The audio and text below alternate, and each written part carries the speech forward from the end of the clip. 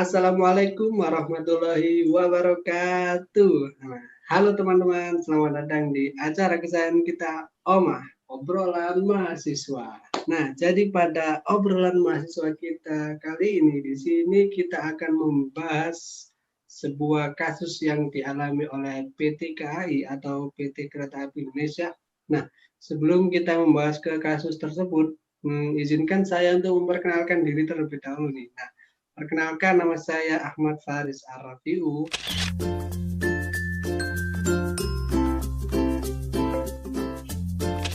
Dan tentu saja di sini saya tidak sendirian nih. Saya sudah membawa 4 pembicara kita yang cantik-cantik nih di sini nih, di sebelah saya nih. Nah, ada pembicara pertama kita yaitu Mbak Aklima Nur Rahmansyah. Halo Mbak Aklima. Halo.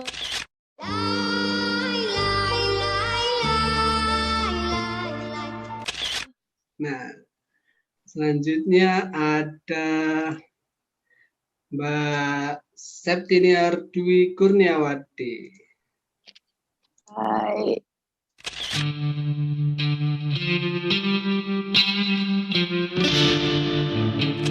Lalu ada pembicara kita yang ketiga yaitu Mbak Sinta Sari Devi.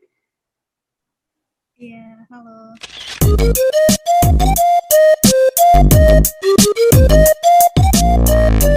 Nah, lalu ada pembicara kita yang terakhir yaitu Mbak Ditya Yunita. Halo Mbak Ditya. Iya, halo teman-teman.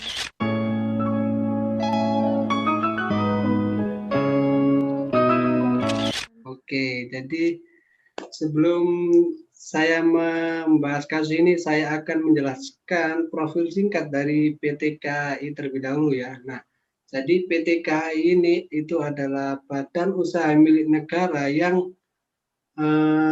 berjalan di bidang angkutan berupa kereta api. Nah, PT KAI ini September tahun 1945 atau lebih tepatnya 75 tahun yang lalu. Wih, sudah lama ya.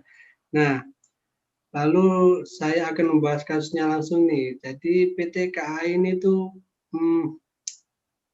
melakukan manipulasi data laporan keuangannya. Jadi dia itu semula meraup kerugian sebesar 63 miliar, tetapi dia memanipulasi data keuangannya menjadi meraih keuntungan sebesar 6,9 miliar. Wih, banyak juga ya itu.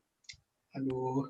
Nah, lalu di sini saya mau tanya sama Mbak Alma nih tentang pendapat Mbak Alma mengenai kasus yang dialami oleh Iya, Mas Raffi. PTK ini. Silakan Mbak Alma pendapatnya.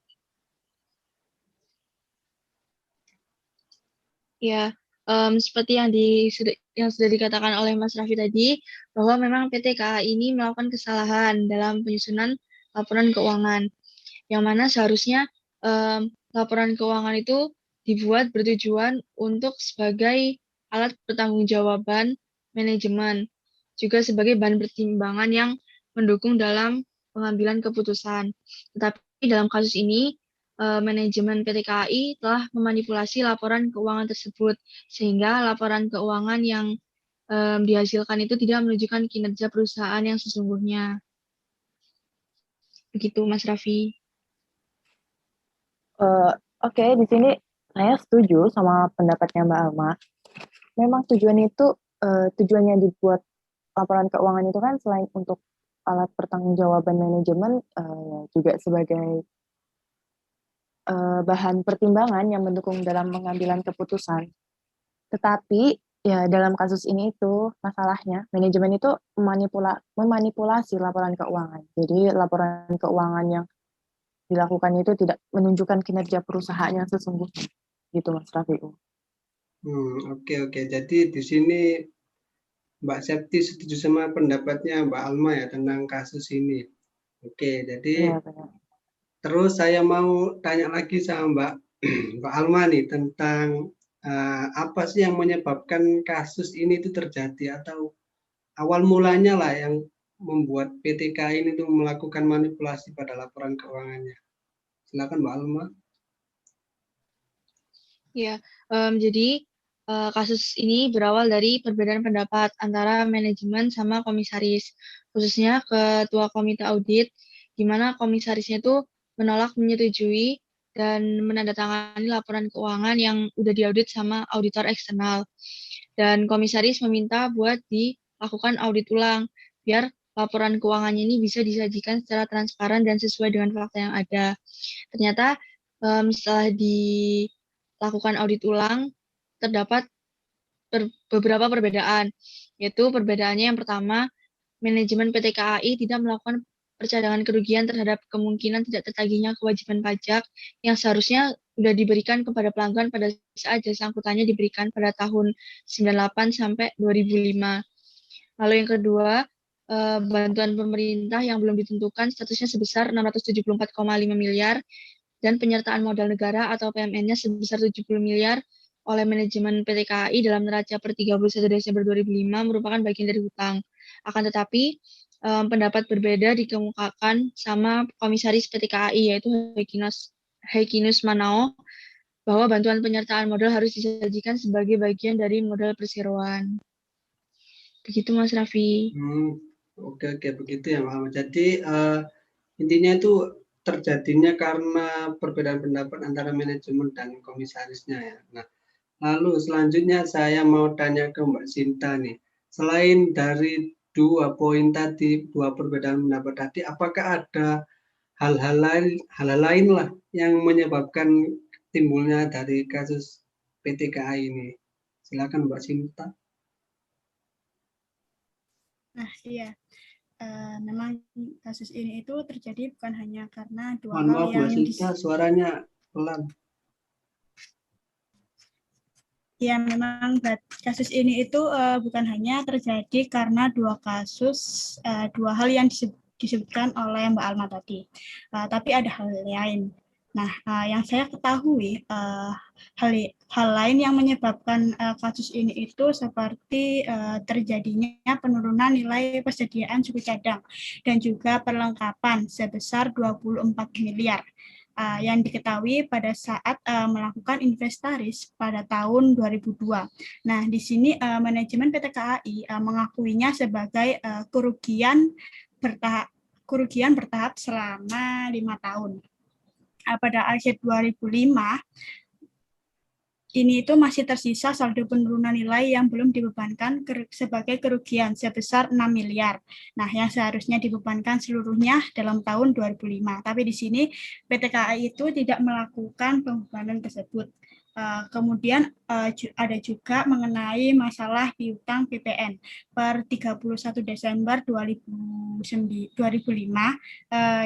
senilai 95,2 miliar. Nah, menurut komite audit, ini itu harus dicadangkan penghapusannya pada tahun 2005 karena diragukan kolektibilitasnya, tetapi hal tersebut itu tidak dilakukan oleh manajemen dan tidak dikoreksi lagi oleh auditor. Begitu menurut saya, Mas Rafiul. Oke, jadi begitu ya, sudah ada 2 poin lagi nih yang disebut ini oleh Mbak Sinta nih. Nah, lalu kalau menurut Mbak Septiniar nih, nah kan tadi Aklima sudah menyebutkan 2, Mbak Sinta sudah menyebutkan 2 poin yang menimbulkan masalah ini. Nah, kalau menurut Mbak Septi ada poin-poin lain gitu yang bisa menyebabkan timbulnya dari kasus PT KAI ini, Mbak Septi? Silakan. Oke, izin saya akan menjawabnya. Jadi, ya ada poin tambahan lagi kalau menurut saya. Jadi, kasus ini tuh karena tadi ya awalnya itu perbedaan pendapat antara manajemen dan komisaris. Nah, jadi masalah uang muka gaji yang dibayar itu sebesar 28 miliar, itu kan merupakan gaji bulan Januari 2006. Dan seharusnya yang dibayar tanggal 1 Januari 2006, tetapi telah dibayar pada tanggal 31 Desember 2005. Nah, diperlakukan sebagai uang muka biaya gaji. Nah, menurut komite audit itu harus dibebankan pada tahun 2005. Kemudian ada juga masalah persediaan dalam perjalanan berkaitan dengan pengalihan persediaan suku cadang sebesar 1,4 miliar. Nah, kemudian dialihkan ke unit kerja lainnya di lingkungan PT KAI. Akan tetapi, belum selesai proses akuntansinya pada tanggal 31 Desember 2005 itu, Komite Audit menyatakan hal ini tuh telah bebas pada tahun 2005 gitu. Tapi itu saja poin yang bisa saya sampaikan. Oke, jadi menurut Mbak Septi kemarin itu sudah menambahkan 2 poin lagi nih. Jadi sudah ada 6 poin yang menimbulkan terjadinya manipulasi keuangan ini. Nah, selanjutnya Mbak Didia nih, kalau dihubungkan kasus ini terhadap earning management dan agensi teori, dan timbulnya kasus ini itu disebabkan karena apa sih? Silakan Mbak Didia. Ya, oke Mas Raffi. Jadi kalau misalkan kita lihat dari kedua teori itu, yang pertama di sini saya akan highlight 3 poin ya, penyebab masalah yang terjadi pada PT KAI ini. Jadi yang pertama di sini manajemen ini melakukan judgment, jadi adanya campur tangan dalam proses penyusunan laporan keuangan untuk kepentingan sendiri gitu, menguntungkan diri sendiri. Yang pertama. Terus yang kedua, kalau misalkan kita lihat dari teori earning management, di sini manajemen ini melakukan earning management dengan pola income maximization. Jadi di perusahaan PT KAI ini bonus itu kan didapatkan dari besarnya laba. Jadi semakin besar laba ya semakin besar pula bonus yang akan didapatkan oleh manajemen. Nah, di sini manajemen itu melakukan manipulasi data akuntansi karena labanya kan dilihat dari data akuntansi. Melakukan manipulasi data akuntansi dengan meninggikan net income, jadi meninggikan laba supaya mereka dapat bonus yang lebih tinggi gitu. Jadi mereka melakukan earning management. Nah, kemudian yang ketiga kalau dilihat dari agency teori. Nah, kalau dilihat dari agency teori di sini ada konflik antara agensi dan prinsipal, di mana agensi di sini adalah manajemen dan prinsipal itu adalah komite audit. Nah, di sini kenapa terjadi konflik? Jadi karena para agensi atau manajemen di sini tuh memiliki informasi yang sangat lengkap, yang sangat luas tentang perusahaan. Jadi ini mendorong mereka meningkatkan kayak probabilitas mereka untuk melakukan kecurangan. Sementara pihak prinsipal di sini atau komite audit itu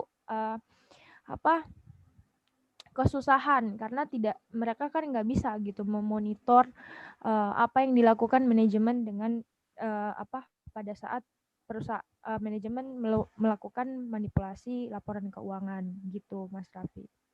Oke, jadi sudah banyak nih poin-poinnya nih. Jadi kasus ini itu terjadi karena banyak dari perbedaan pendapat tersebut. Oke, lalu selanjutnya Mbak Septi.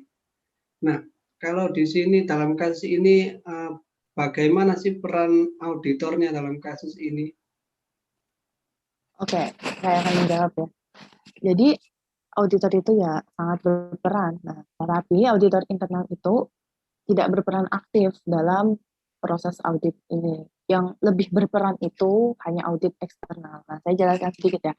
Audit eksternal itu sebuah aktivitas yang harus dilakukan oleh kantor akuntan publik yang sudah bersertifikat.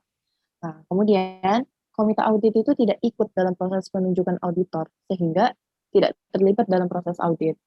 Terus manajemen itu yang termasuk audit internal tidak melaporkan kepada komite audit dan komite audit juga tidak menanyakannya. Ada juga adanya ketidakyakinan manajemen akan laporan keuangan yang telah disusun, sehingga ketika komite audit mempertanyakan manajemen merasa tidak yakin. Jadi intinya itu hanya auditor eksternal yang berperan dalam kasus ini. Ya, saya setuju banget sama pernyataan Mbak Septi tadi, bahwa auditor ini harusnya itu berperan aktif ya. Auditor internal ini harusnya berperan aktif dalam proses audit, bukan hanya auditor eksternal aja yang berperan lebih banyak gitu. Terus untuk komite audit juga seharusnya dia ikut dalam proses penunjukan auditor gitu. Oke, Jadi pendapat Mbak Septi disetujui oleh Mbak Alma nih. Jadi intinya itu di sini auditor internalnya itu tidak ikut berperan aktif dalam kasus ini ya, malah auditor eksternalnya atau yang bisa kita kenal KAP lah. Nah, oke, selanjutnya dari pasti ada pelanggaran-pelanggaran yang dilanggar oleh PT KAI, entah itu teori etikanya, entah itu prinsip etika profesinya yang dilanggar. Nah, sekarang saya mau tanya sama Mbak Ditya nih, kalau dari teori etikanya itu apa saja sih yang dilanggar oleh PT KAI dalam kasus ini? Ya, oke Mas Raffi. Jadi tentu saja ada teori etika yang dilanggar oleh PT KAI. Jadi yang pertama di sini yang dilanggar adalah teori etika mengenai egoisme aktif. Nah, jadi manajemen PT KAI ini menyalahgunakan kekuasaan dengan memanipulasi laporan keuangan untuk kepentingan sendiri. Jadi mereka ingin dianggap berhasil padahal sebenarnya enggak. Nah, ini itu mengakibatkan turunnya kepercayaan ya kepada perusahaan. Ini kepercayaan dari investor yang mau menyetorkan modalnya ke perusahaan gitu. Jadi berkurang kepercayaannya. Jadi nggak hanya merugikan manajemen, tapi juga merugikan banyak orang. Perusahaan juga rugi. Nah, yang kedua ada teori utilitarianisme, di mana di sini manajemen tuh memanipulasi laporan keuangan, di mana di sini laporan keuangan ini berfungsi untuk pengambilan keputusan-keputusan penting. Nah, sehingga ketika laporan keuangan ini dimanipulasi, jadinya keputusan-keputusan yang diambil juga tidak tepat. Seperti itu, Mas Raffi. Oke, jadi ada dua nih kalau menurut Mbak Ditya, ada egoisme etis sama utilitarianisme yang dilanggar oleh PT KAI.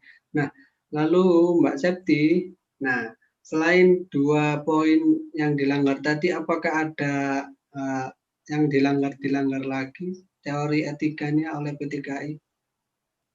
Jelas banyak ya teori etika yang dilanggar oleh PT KAI ini. Jadi saya nambahkan ke Mbak Ditya tadi ya. Mbak Ditya kan tadi sudah menyebutkan egoisme etis sama utilitarianisme. Nah, di sini saya menambahkan etika yang sudah dilanggar itu deontologi. Nah, manajemen di sini itu tidak menjalankan kewajibannya sebagai manajemen perusahaan dengan semestinya. Kan seharusnya seseorang manajer tuh yang memiliki kedudukan yang tinggi ya di perusahaan itu memberikan contoh yang baik kepada bawahannya agar menjalankan kewajibannya di perusahaan itu sesuai dengan etika-etika yang diberlakukan. Terus ada juga etika yang dilanggar itu etika hak. Nah, teori etika ini tuh berkaitan dengan teori deontologi yang tadi saya sebutkan ya. Jadi dalam prinsip-prinsip etika profesi ini itu seseorang dituntut untuk profesional dalam profesinya. Nah, dalam kasus ini, manajemen itu telah merugikan hak dan kepentingan orang lain seperti karyawan dan para investor. Seperti para karyawan dan para investor itu kan mempunyai hak untuk mengetahui ya informasi-informasi mengenai kinerja perusahaan. Terus ada juga teori etika keutamaan yang dilanggar itu. Jadi sikap keutamaan yang diperlukan dalam dunia bisnis itu seperti kejujuran. Nah, sedangkan pada kasus ini tuh manajemen tidak bersikap jujur dalam menyusun laporan keuangan. Justru manajemen itu melakukan beberapa manipulasi seperti data mengenai pendapatan, utang, dan cadangan kerugian piutang. Padahal kan manajer tuh harus gimana ya? Manajer tuh harus bersikap jujur gitu. Jadi kejujurannya itu merupakan etika yang harus gitu dimiliki oleh seorang manajer. Jadi menurut saya gitu saja sih tambahan dari saya, Mas Raffi. Oke. Jadi Mbak Septi nambahin tiga poin lagi nih. Ada deontologi, ada hak, dan juga ada keutamaan. Nah, terus kemudian selain dari teori etika yang dilanggar, saya mau tanya Mbak Sinta nih. Kalau dari prinsip etika profesinya, apa sih yang dilanggar oleh PT KAI ini? Ya, jadi dari dalam kasus ini itu prinsip etika profesi yang dilanggar itu yaitu ada dua, terdapat pada prinsip otonomi dan juga pada prinsip keadilan. Nah, untuk prinsip otonomi ini PT KAI memang memiliki kebebasan dalam mengambil keputusan. Tapi di sini itu PT KAI tidak bertanggung jawab terhadap pemerintah. Nah, hal tersebut itu ditunjukkan dari tindakan PT KAI yang mengakui PPN terhutang pihak ketiga sebagai piutang yang tidak sesuai dengan regulasi. Sedangkan untuk KAP-nya sendiri itu tidak bertanggung jawab dalam menjalankan kebebasannya. Di sini KAP Manau itu tidak menunjukkan dan tidak menyatakan adanya kesalahan material pada laporan keuangan PT KAI. Sedangkan untuk prinsip keadilan, di sini pelanggaran prinsip keadilan ini itu yang dilakukan oleh PT KAI itu karena di sini PT KAI itu mengistimewakan beberapa pihak yang berhubungan dengan PT KAI. Di sini berhubungan dengan PT KAI tidak segera menarik PPN, sehingga di sini PT KAI dianggap mengistimewakan beberapa pihak. Begitu Mas Rafiul. Oke, jadi tadi Mbak Sinta menyebutkan dua prinsip etika profesi yang dilanggar. Lalu selanjutnya Mbak Aklima. Nah, kan sudah ada teori etika sama prinsip etika profesinya nih. Nah, kalau selain itu apakah ada pelanggaran-pelanggaran lain yang dilakukan oleh PT KAI dalam kasus ini, Mbak Alma? Silakan. Ya, ada setelah teori etika dan prinsip etika yang dilanggar oleh PT KAI juga melanggar beberapa standar kode etik akuntan manajemen, yaitu yang pertama kompetensi, di mana akuntan manajemen tidak kompetensi karena tidak memelihara pengetahuan dan keahlian yang dimilikinya dengan sepantasnya. Lalu yang kedua creative accounting, di mana akuntan manajemen ini sudah menyimpang dari praktik akuntansi yang mengikuti peraturan dan undang-undang. Lalu yang ketiga fraud, di mana manajemen telah sengaja melakukan kecurangan dengan menyajikan laporan keuangan dengan data yang tidak sebenarnya. Begitu Mas Raffi. Oke. Ternyata yang dilanggar lumayan banyak ya di teori etika. Tadi disebutkan ada 5 poin nih. Nah, terus di prinsip etika profesinya ada 2 poin yang dilanggar. Lalu yang terakhir ada kode etik akuntan manajemen, tadi disebutkan Mbak Aklima, ada 3 poin yang dilanggar. Nah, selanjutnya dari pelanggaran-pelanggaran tersebut itu kan pasti ada sanksi nih yang diterima oleh PT KAI. Nah, kalau menurut Mbak Sinta, sanksi-sanksi yang didapatkan oleh PT KAI dalam kasus ini itu seperti apa, Mbak Sinta? Jadi yang saya ketahui sanksinya di sini itu dalam kasus PT KAI, di sini PT KAI dikenakan sanksi sesuai dengan pasal 107 UU nomor 8 tahun 1995. Nah, di sini PT KAI dikenai pidana penjara paling lama 3 tahun dan denda paling banyak 5 miliar rupiah. Nah, selain itu, sanksi dan denda ini juga sesuai dengan pasal 5 huruf N Undang-Undang Nomor 8 Tahun 1995 mengenai pasar modal. Nah, di sini itu direksi PT KAI yang saat itu terlibat itu diwajibkan membayar sejumlah 1 miliar rupiah. Ini akan disetorkan ke kas negara. Hal ini itu karena melakukan kegiatan praktek penggelembungan atas laporan keuangan. Sedangkan untuk auditor PT KAI-nya itu diwajibkan untuk membayar 100 juta untuk disetor kepada kas negara. Nah, hal ini itu karena atas resiko audit yang tidak berhasil mendeteksi adanya penggelembungan dana, sehingga KAP Manan ini itu dijatuhi sanksi tersebut. Nah, sedangkan untuk akuntan publiknya di sini menurut di sini kan tadi KAP Esmananya dikenai denda. Sedangkan untuk akuntan publiknya yang mengaudit PT KAI itu menurut Menteri Keuangan terhitung sejak tanggal 6 Juli 2007 itu membukukan izin dari akuntan publik DRS Salam Manau yang merupakan pemimpin rekan pada kantor akuntan publik S Manau. Nah, di sini pembukaan izin itu berlaku selama 10 bulan.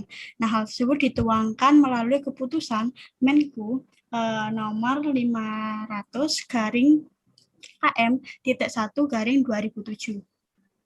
Itu sih menurut yang saya ketahui mengenai sanksi dari kasus ini. Oke. Jadi selain PT KAI-nya, KAP-nya itu juga kena sanksinya, yaitu dibekukan tadi. Oke, selanjutnya dari semua masalah ini tentunya ada hikmah atau solusi yang dapat diambil dari permasalahan ini. Nah, menurut Mbak Didia, apa sih hikmah yang dapat dipetik nih dari masalah oleh PT KAI ini? Ya, oke Mas Raffi. Jadi dari semua masalahnya ya, tentu saja kita dapat mengambil banyak pelajaran. Nah, di sini saya akan menjelaskan beberapa poin yang bisa dijadikan pelajaran untuk auditor ke depannya gitu. Jadi yang pertama kalau dalam perusahaan, jadi di sini Dewan Komisaris tuh harus menerapkan prinsip GCG, yaitu transparansi. Nah, Dewan Komisaris di sini tuh harus memiliki juru bicara yang bisa mengakomodir perbedaan pendapat antara Dewan Komisaris yang lain gitu, biar nggak ada kesalahpahaman seperti yang udah terjadi pada PT KAI. Nah, ini juga transparansi ini tuh dapat menjadi nilai tambah bagi perusahaan gitu. Nah, yang selanjutnya di sini adalah yang paling penting adalah komunikasi apabila selanjutnya ya terjadi proses audit, itu harus ada komunikasi antara auditor eksternal dan komite audit atau internal auditor.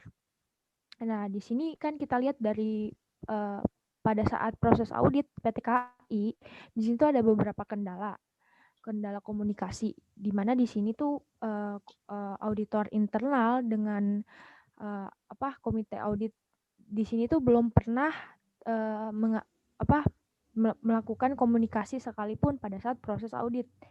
Nah, sedangkan komite audit di sini tuh membutuhkan internal auditor untuk mengetahui operasional perusahaan. Jadi kayaknya nggak maksimal gitu proses audit yang dijalankan. Nah, yang kedua di sini ada kendala di mana komite audit ini diganti saat proses audit sedang dilaksanakan, sehingga di sini ada terjadi kekosongan beberapa bulan sebelum komite audit baru diangkat. Jadi di sini tuh kita mengambil pelajaran bahwa komunikasi antara komite audit dan auditor internal itu sangat penting gitu Mas Raffi. Oke. Jadi pembahasan kita tentang PT KAI ini sudah selesai sampai di situ ya. Nah, selanjutnya saya akan merangkum semua pembicaraan dari awal sampai akhir. Nah, jadi di sini tuh awal mula terjadinya kasus ini tuh dikarenakan perbedaan pendapat antara manajemen dan komisarisnya, yaitu tadi ada 6 poin ya, perbedaan pendapatnya. Lalu di sini itu auditor internalnya tidak ikut berpartisipasi aktif dalam memanipulasi laporan keuangannya, tetapi malah auditor eksternalnya yaitu seperti KAP itu. Lalu ada banyak pelanggaran-pelanggaran tadi. Di teori etika ada 5 pelanggaran yang dilakukan oleh PT KAI, lalu dalam etik profesinya juga ada 2 poin yang disebutkan, dan ada juga melanggar kode etik akuntan manajemen tadi disebutkan Bu Alma, ada 3 poin. Nah, lalu ada sanksinya juga tadi PT KAI-nya membayar denda ya, dan juga KAP-nya yang ikut berpartisipasi itu kena pembekuan tuh KAP-nya. Selanjutnya solusi atau hikmah yang dapat dipetik itu kita harus menjalin komunikasi ya yang baik antara komisaris sama itu manajemen dari PT KAI-nya. Nah, jadi itu adalah acara Omah kita pada kali ini. Semoga kalian tidak bosan yang mengikuti dari awal sampai akhir karena pembicaraan kita sangat berat nih. Waduh. Oke, jadi mohon maaf bila ada salah kata dari kita semua. Akhir kata dari Ahmad Farid Sarafiu dan para pembicara yang ada di sini. Wassalamualaikum warahmatullahi wabarakatuh.